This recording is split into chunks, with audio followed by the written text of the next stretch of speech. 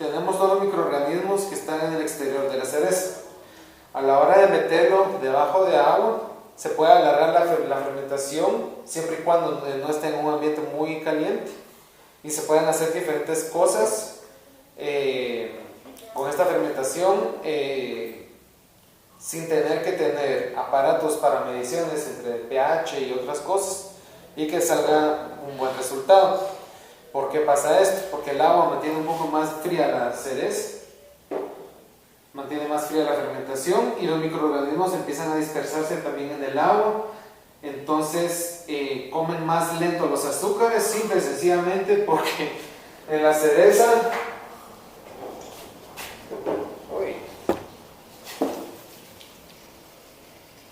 vamos que esa es la cereza con la capa exterior. En la cereza los microorganismos andan aquí, y aquí abajo está el azúcar. Pero cuando tenemos el agua,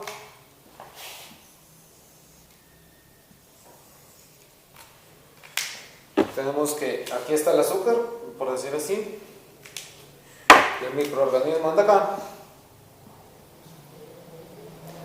Entonces es más lento simple y sencillamente porque tiene que ir de aquí para acá. Entre otras cosas que suceden, ¿verdad? Entonces sí se logra alentar más la fermentación, logrando hacer de que haya más número de lactobacilos y otros microorganismos que son positivos para la fermentación del café, y podemos obtener un resultado diferente sin arruinar el perfil de sabor del café. Eso pasa con el agua. Con el saco es bastante interesante, porque digamos, tenemos el saco que está lleno de las cerezas y así, y tiene todos los microorganismos acá, pero el saco está afuera en la intemperie, y esta fermentación específica se buscó en el lugar donde el productor procesa su café, se buscó el lugar más frío ahí, y ahí se dejaron los sacos y que corriera el aire. Entonces corre el aire y uno dice... Seco más no húmedo, ¿verdad? ¿Cómo se llama? El cuarto. Sí, seco. Seco, pero no O sea, humedad sí, ambiental, sino que... Entonces, lo que haya, con tal de que corra el aire. Sí, el lugar estaba abierto, Era abierto, sí. O sea, había techo, pero...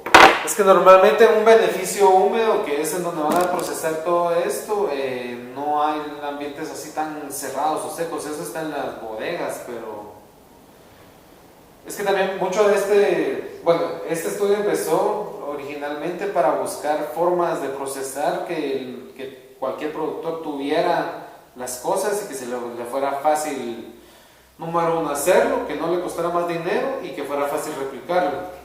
Entonces se eliminaron factores como de que ponete, el saco está aquí y en 2 cuadras tengo la bodega. Entonces de llenarlo aquí, llevarlo allá y después traerlo, mejor lo dejamos solo así. Entonces básicamente todo esto se hizo en la casa del productor, ya. que es donde tiene su... Entonces, tenemos las cerezas, tenemos la actividad de microorganismos, que los microorganismos, y tenemos todo el aire. ¿Cómo es que logra ser anaeróbico? No es que sea 100% anaeróbico o sin aire, pero lo que pasa es de que sí hay aire corriendo afuera, pero adentro del saco los microorganismos están comiendo azúcares y crean otros componentes, entre esos dióxido de carbono. Entonces al final logramos obtener una nubecita de dióxido de carbono que los microorganismos siguen sacándola para hacia todos lados, y esto hasta cierto punto protege el aire.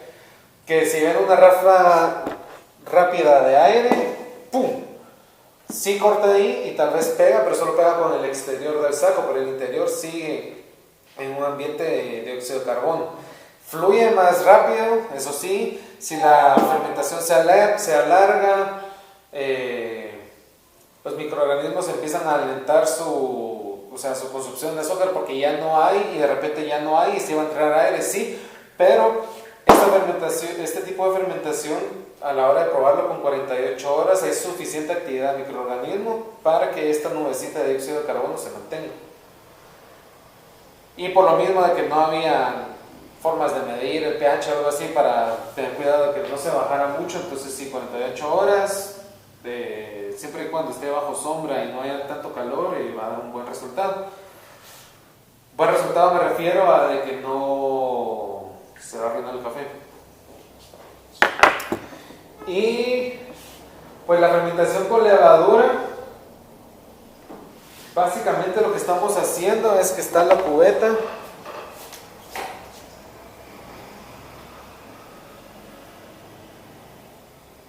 y aquí está la válvula. Vemos que esta es la válvula. Entonces por aquí está saliendo el dióxido de carbono. Adentro hay agua, lo que hicimos nosotros, ¿verdad? Están las cerezas fermentándose.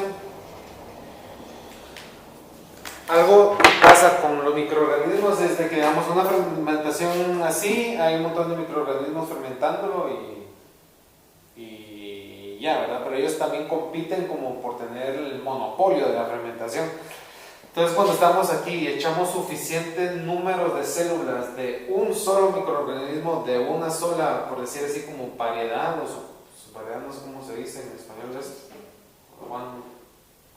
only one strain. Esto como que toma el monopolio de la fermentación y solo esto es lo que va a hacer mínimo la fermentación primaria o la fermentación de los azúcares más fáciles de fermentar. Y los azúcares más fáciles de fermentar dependen del microorganismo. Digamos que es más fácil para este microorganismo fermentar. Lo va a fermentar rápido, se va a multiplicar, va a haber un montón de eso hasta que llega a un ambiente o que es tóxico para este microorganismo o que ya no es tan fácil de fermentar, entonces ya entran los demás a empezar a comer azúcares. Y damos una fermentación así, que es súper controlada, porque uno está controlando qué es lo que uno le mete. Se puede hacer con levaduras o las famosas fermentaciones con frutas. Mucha gente ha usado piña, pero ¿qué es lo que ocurre con la piña? Si ustedes miran una piña, el exterior tiene como polvito blanco. Todas esas son colonias de levaduras y microorganismos. Entonces, básicamente lo que estamos haciendo es inoculando el fermento con cierta colonia de microorganismos específicos que tiene esto. Y sucede lo mismo, ¿verdad? Entonces por eso mucha gente ha tenido buenos resultados con frutas y otra gente le da el mismo resultado, porque si echamos ya la pulpa de la fruta que tal vez no tenga tanto microorganismo, al final la fermentación va a ser igual que lo hubiéramos hecho así, porque no hay suficiente microorganismo de la fruta que le estamos echando para que fermente todo esto. Y damos que quiero que sepa piña, lo voy a echar jugo de piña. Al final tenemos que lo que esto va a saber es de los cambios moleculares que esto va a tener, y el jugo no es como que va a venir penetrar, y si logra penetrar igual la piña de eso, después cuando se tueste es muy probable que esos aromáticos se evaporen y se quemen y no va a saber a piña. El vale va a ser la piña. Sí.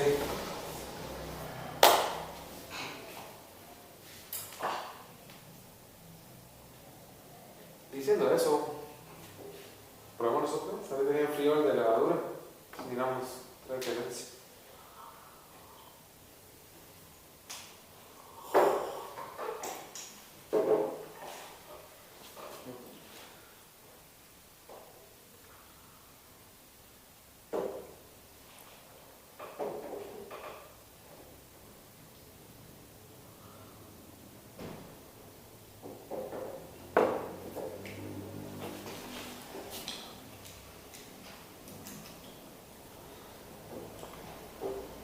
¿Cuál siente que es más ácido? También el segundo. Segundo. ¿Tú? El segundo. El primero. El primero. El primero. decir es que depende también de uno cómo es, así también cierta percepción, ¿verdad? De la lengua, entonces. Pero sí siento con más cuerpo.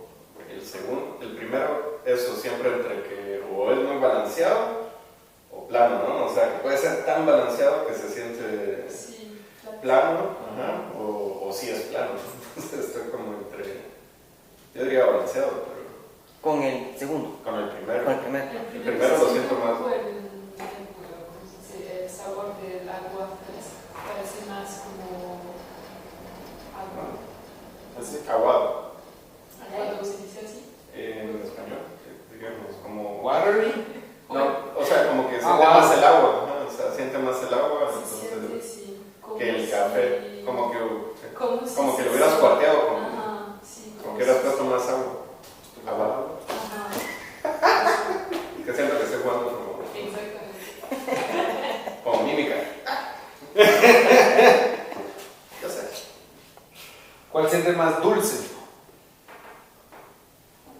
Like, como Sweet. suave o sweet de azúcar. Pero no sabor de azúcar, sino que solo así como sweet. Si le sienten dulzura, si no, no. Yo voy a agarrar el café de aquí, mi compañero. Tercera. Sí. Tercero. Sí. Pero el tercero tiene algo que no tienen los demás, no sé qué es. En el posgusto.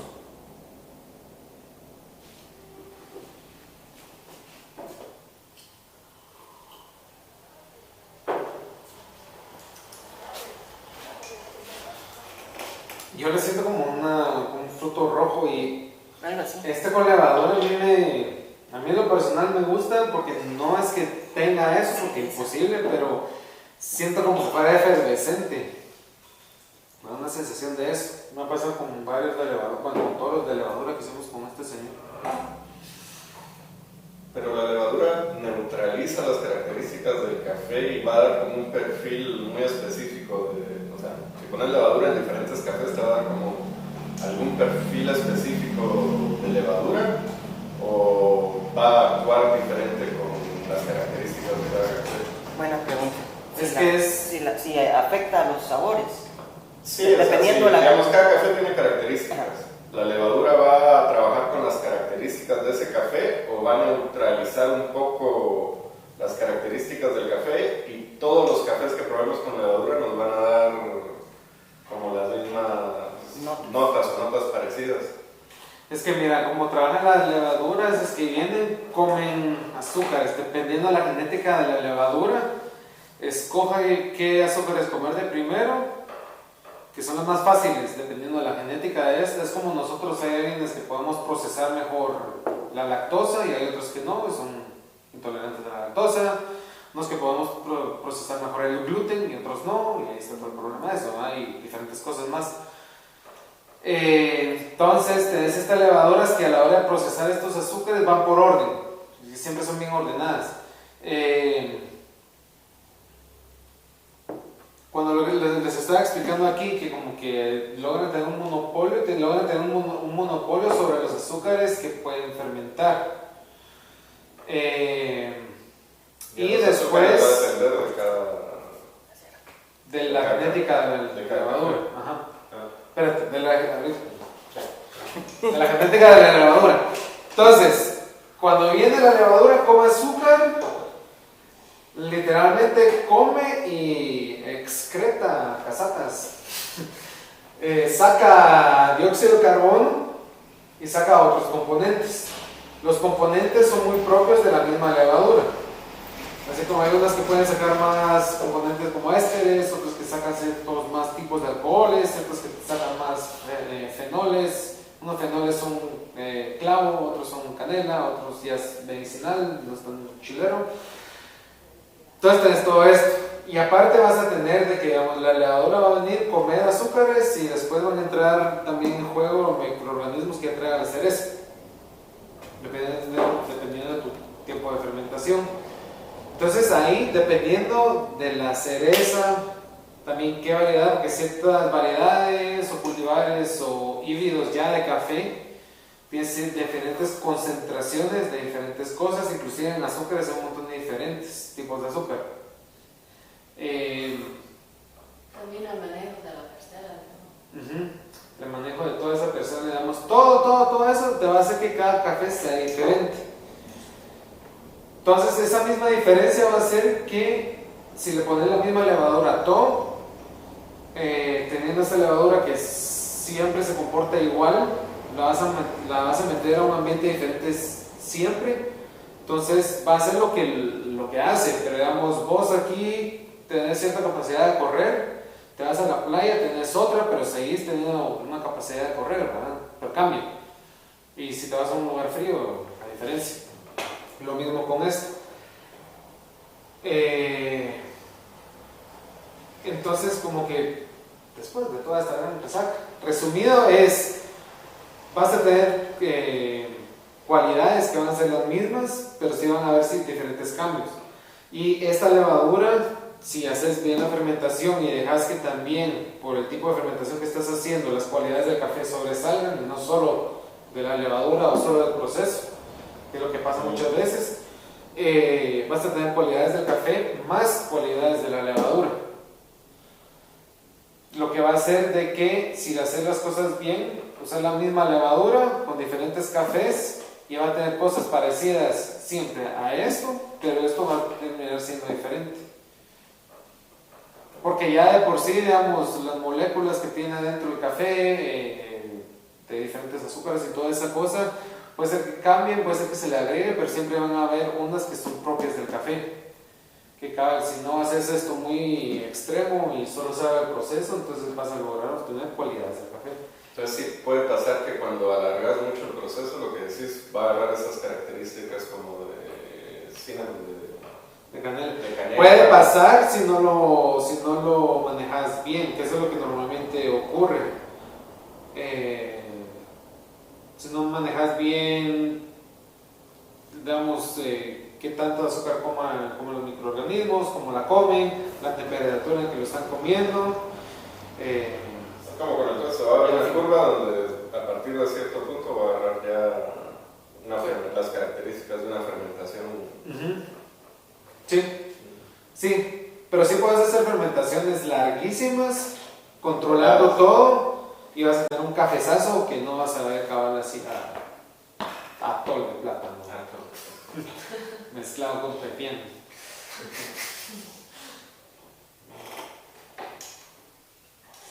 Pero siempre tienen como un tiempo límite, o sea, ponerle un mes. Si te pasas de ese mes, ya el lote se arruinó.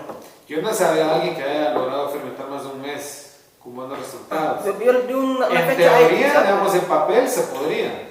Ajá. Pero en práctica no sé, nadie. Tal vez alguien lo logra hacer bien. Pero sí he sabido yo de lotes. Hace unos años salió la noticia de que un catuaí, en no sé qué país, lo habían vendido como $2,000 la libra. Entonces, un catuaí. Y de ahí vieron una fermentación de un montón de tiempo. Pero hicieron bien, hicieron controlada, nos sacó estos otros sabores que en buen chapín llamamos hashtos.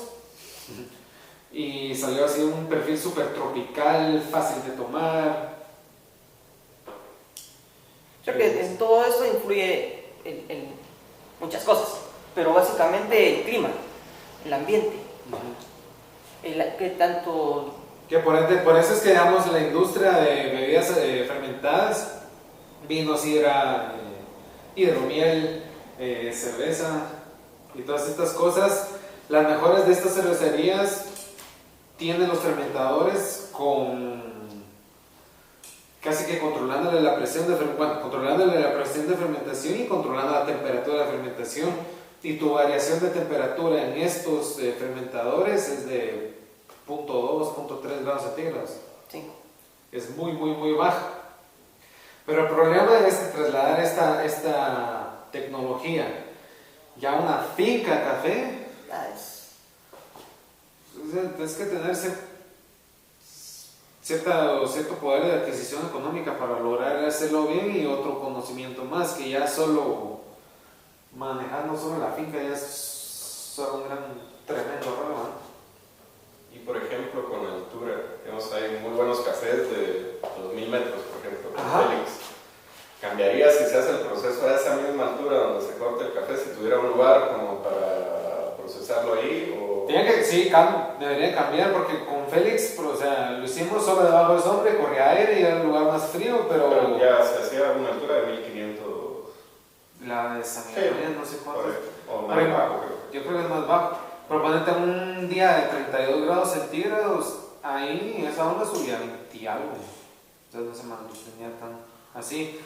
Que después que si le pones en un lugar bajo sombra que corre el aire, pero a una altura mayor, solo porque a mayor altura hay más frío, sí va a haber un gran cambio. Y también hay un cambio por presión atmosférica. Porque digamos en esto, igual hay una presión en contra, que sí hace cambios en la fermentación. Normalmente, digamos, en cerveza, fermentar bajo presión te acelera la fermentación sin hacer que la levadura te saque subproductos que no querés, después se siente como contaminada la cerveza. Aquí no sé, solo sé que sí hay una presión en contra, pero no, ahí sí ya no sé, para el otro año ahí sería muchos números y matemáticas para ver cómo es que se puede, sí, pero de aquí que le saques la... Lo que pasa es que también se va a la idea de que el productor lo pueda hacer o bueno, donde él pueda, sin, no sé, tener equipo carísimo que le controle. Sí, eso o la idea de lograr convencer al productor que vas a ir todos los días a... Oye, el productor para empezar no, la mayoría no tiene como que mucho estudio, ¿va? Entonces más práctica. Sí, hay un montón de... Solo el medidorcito ese sería el único que le ayudaría. O la costumbre, me imagino, de que llevan 30 años haciendo un proceso lavado. La tradición. Ajá, la tradición. Esa es la y que de tradición. repente les dices, porque usualmente lo primero que hacen cuando llegan, bueno, mi experiencia es despulpar. O sea, entonces, cambiar esa tradición de que, meterlo en agua 100 horas. O dejar, sí. ¿Qué? Es que con Félix hicimos uno debajo de agua 100 horas y quedó maravilloso. Pero ahorita no tenemos. Yo creo que el cuate este es muy abierto a nuevas formas de fermento. Sí, pero también está la onda que, digamos, de nuestra parte nos comprometimos a que lo que hiciéramos con él, pero personalmente, digamos, nosotros con él, saliera bueno o saliera malo, se lo íbamos a comprar. Porque también es un riesgo es un riesgo para los dos lados. Siempre. Sí. Para él, o sea, porque muchos compradores vienen a los países productores y hágame tal y tal cosa. Y después lo catan, no está bueno, no se lo compro. ¿Y qué hace el productor con todo eso? Sí. Entonces, es bien bonito, hay un montón de campo porque no hay tanta documentación, no hay tantos estudios de esto. Pero eso es un resultado de lo que hicimos. Y pues que bueno, sí nos dimos cuenta de que fermentando debajo de agua hay ciertos beneficios. La fermentación en saco, lo que nos logramos dar cuenta más o menos en general, pero al final también está a nivel personal, que está bien, pero en general que sube cierta percepción de dulzura y sube el cuerpo. Y pues el de levadura sí da un perfil algo más diferente.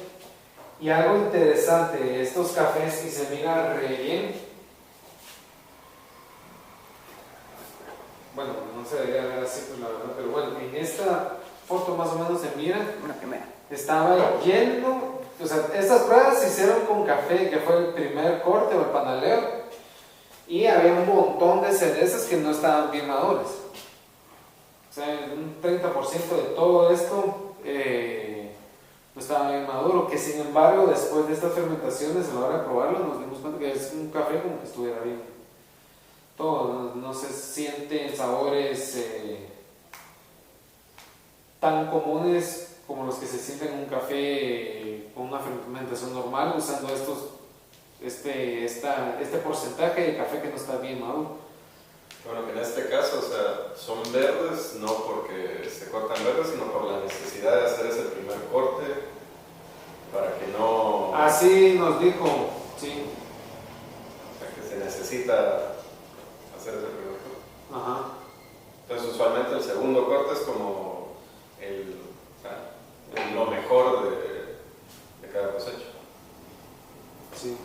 Pues cabal, se hizo eso por necesidad y dijimos de una vez probamos y sí dio este resultado que cabal salió más dulce el café, con más cuerpo, como que no hubiera sido un café que no estaba así tan no maduro. Y desde ahí vimos el beneficio de que si se hace esto, pero se hace bien, podemos agarrar un café que no está completamente bien maduro o que está mal cortado, se hace esto y nos da un mejor perfil de taza. Que tal vez no cambie tanto las notas que digamos un café que sabe a durazno y flores, imagínense, y va a seguir sabiendo durazno y flores, pero va a tener una mejor dulzura, un mejor cuerpo, una acidez más agradable. Y eso fue como, yes. Porque sí. Y pues,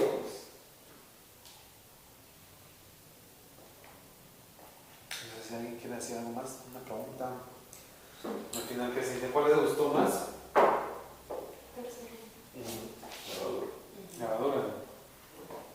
El tercero tiene algo que no sé qué es, y eso es lo que me gusta. ¿Así? Sí. Todavía no sé qué es, pero tiene algo que no tienen los demás, tiene algo. Y eso es lo que me gusta.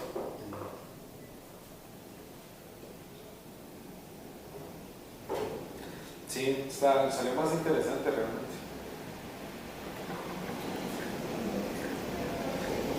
Y la ventaja de que o sea, si es una levadura barata, aquí no se consigue, pero sí, si no se puede mandar a traer y sale barata, y uno la puede dejar solo así en la intemperie con tal de que esté cerrado y no se arruina. Yo ya tenía como 4 años cuando se usó y ahí está. Sí, sirve todavía. Entonces usando otras, bueno, y que también el perfil que da esto debería ser un poco neutro. Entonces, no, en teoría este café tiene notas en sí por cierto como que proceso o cierta organización o control que hubo en microorganismos, pero en teoría esta levadura no le tiene que aportar tanto al café. Entonces ya estamos ahí planeando para el otro año hacer más pruebas con más levaduras y ver, pero con levaduras más específicas que digamos sí, que tienen ciertas características para ver qué cambia, ¿no? O si la logran fermentar o no, porque ya hay levaduras en el mercado específicas para fermentar café, pero aquí en Guatemala yo no sé cómo conseguirlas y son mucho más caras. Precio. Entonces, Anda café supongo que tiene que tener. no sé. Es que, bueno, ahí sí te digo no sé porque también no he ido